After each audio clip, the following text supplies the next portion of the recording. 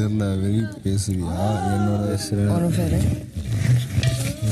கமருதன் உங்க மைக்கில் அடிக்கடி இல்ல நண்பர்கள் அனைவருக்கும் வணக்கம். நேற்று எபிசோடு முடிஞ்சதுக்கு அப்புறம் லைவ்ல சில விஷயங்கள் நடந்திருக்கும் பாத்தீங்களா? அதுல ஒரு விஷயத்தை பத்தி தான் இந்த வீடியோல நம்ம பார்க்க போறோம். இது ரொம்பவே முக்கியமான விஷயம். இதை பத்தி டீட்டெயிலா இந்த வீடியோல நம்ம பேசலாம்.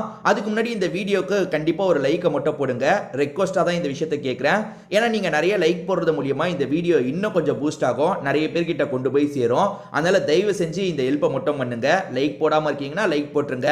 இன்னும் நம்ம சேனலை சப்ஸ்கிரைப் பண்ணாம இருக்கீங்கன்னா கண்டிப்பா சப்ஸ்கிரைப் பண்ணி வச்சுக்கோங்க. இப்போ நம்ம கண்டென்ட்டுக்குள்ள வந்துடலாம். அமித் கொஞ்சம் தள்ளி இருக்காரு, கானா வினோத் கொஞ்சம் தள்ளி இருக்காரு, மற்றவங்களும் கொஞ்சம் தள்ளி தான் இருக்காங்க. அப்ப ரெண்டு பேர் தனியா உட்காந்து பேசுறாங்க. அதாவது ஆளுங்க பக்கத்துல இருக்காங்க, அதுலயே கொஞ்சம் தள்ளி உட்காந்து பேசுறாங்க.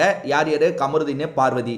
ஏற்கனவே நிறைய வாட்டி இவங்க ரூலை பிரேக் பண்ணியிருக்காங்க. என்ன ரூலை பிரேக் பண்ணியிருக்காங்க? மற்றவங்களாவது தூங்குவாங்க, நாய் குலைக்கும். அதை காட்டிலும் ரொம்ப, ஏன்னா வந்து அந்த தூங்குறதெல்லாம் வந்து தெரியாம பண்றது. நம்ம படுத்திருப்போம், தெரியாம தூக்கம் வந்துடும், தெரியாம பண்ற தப்பு.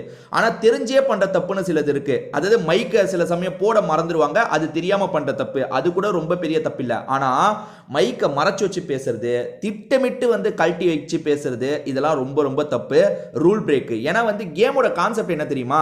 அவங்க வந்து எல்லாமே கேமரா மத்தியில தான் பேசணும், அவங்க பேசுற எல்லாமே கேப்சர் ஆகணும், அவங்க சீக்ரெட்டா எதுவுமே பேசிக்கூடாது. இப்போ உதாரணத்துக்கு நீ இன்னார நாமினேட் பண்ணு, நான் இவங்களை நாமினேட் பண்றேன்னு பேசிக்கிட்டா கேம் எப்படி சுவாரஸ்யமா இருக்கும், ஈஸியா கேமை விளையாடிடலாம்ல.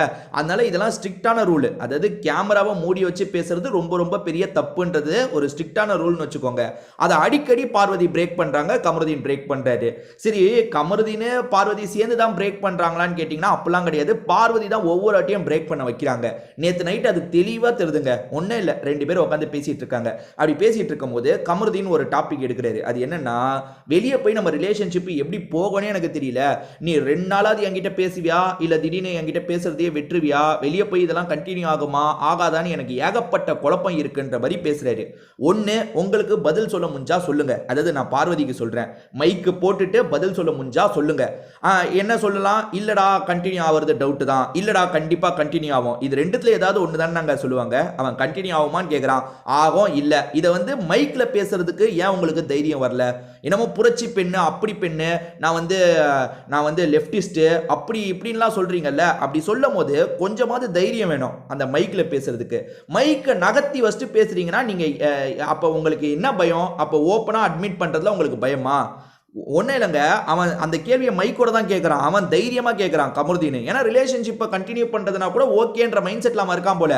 வெளியே போனதுக்கப்புறம் என்கிட்ட பேசுவியா, 2 நாளாவது பேசுவியா, இல்லைனா அப்படியே ஸ்டாப் பண்ணிடுவியா அப்படின்னு தைரியமாக கேட்குறான். அதுக்கு பார்வதி என்ன தெரியுமா பண்ணுறாங்க? இருன்ட்டு அவன் மைக்கு கிட்ட போகிறாங்க. மைக் அப்படியே தள்ளி வைக்கிறாங்க, பிடிச்சிக்கோன்ற மாதிரி வந்து. அதாவது மைக்கு நம்ம பேசுறது யாருக்கும் கேட்கக்கூடாதுன்றதுக்காக அவன் மைக்கை முதல்ல தள்ளி வைக்கிறாங்க, இவங்க மைக்கை கீழே இறக்குறாங்க. கீழே இறக்குனதுக்கப்புறம் ஒரு 20 செகண்ட் ஏதோ பேசுகிறாங்க. அதெல்லாம் ரொம்ப மைனூட்டா கேக்குது. அதாவது இந்த ரிலேஷன்ஷிப்பை எப்படி கண்டினியூ பண்ற மாதிரின்றத பத்தி 2 பேர் டிஸ்கஸ் பண்றாங்க. மைக்க அப்படி பண்ணிட்டு பேசுறதுக்கான அவசியம் என்னங்க? அதாவது நேர்மையா இருக்கவன் எப்பவுமே வந்து மைக்கோடையே பேசுவான். என்ன நாங்க ரிலேஷன்ஷிப்பை பத்தி பேசுறோம், டிஸ்கஸ் பண்றோம், இதுல மறைக்கிறதுக்கு என்ன இருக்குன்னு தைரியமா பேசுவான் மைக்கை போட்டுட்டு. பார்வதிக்கு அப்ப தைரியம் இல்லையா? அதே மாதிரி இவ்வளவு சொல்லியிருக்காரு பிக் பாஸ். அதாவது நீங்க பண்றது எனக்கு தெரியாதுன்னு நினைக்கிறீங்களா, எல்லா இடத்துலயும் கேமரா இருக்கு, இப்பெல்லாம் பண்ணாதீங்க, அப்படி இப்படின்னு சொல்லியும் திரும்பி அதை பண்றாங்க. அப்ப பிக் பாஸ்ல கமருதீன் உங்க மைக்கை சரியா போடுங்க அப்படின்ற மாதிரி சொல்லி முடிச்சிட்டாரு.